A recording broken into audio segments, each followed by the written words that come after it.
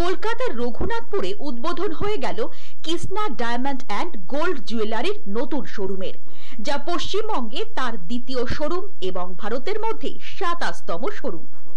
পদ্মশ্রী পুরস্কারপ্রাপ্ত ঘনশ্যাম ঢোলকিয়ার হাত ধরে এই শোরুমের উদ্বোধন হয়।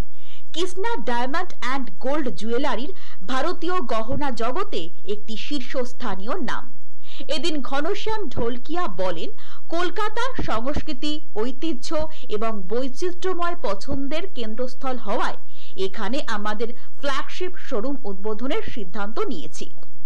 আমরা ভারতের দ্রুততম ক্রমবর্ধমান হীরার গহনার ব্র্যান্ড হতে চাই এবং প্রত্যেক মহিলার হীরার গহনার মালিক হওয়ার স্বপ্নকে সত্যি করে তুলব।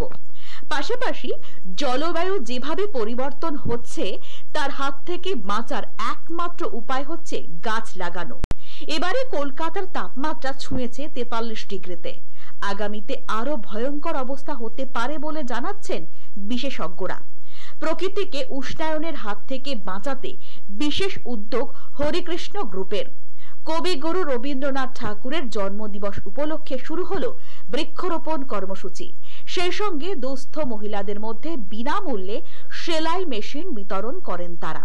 काम करते, समाज के लिए काम करते, 150 से ज्यादा लेक बना हुए गुजरात, राजस्थान और महाराष्ट्र में, जहाँ पानी का प्रॉब्लम है और हम 30 लाख से ज्यादा पौधे डाले चुके हैं क्योंकि एनवायरमेंट का प्रॉब्लम है।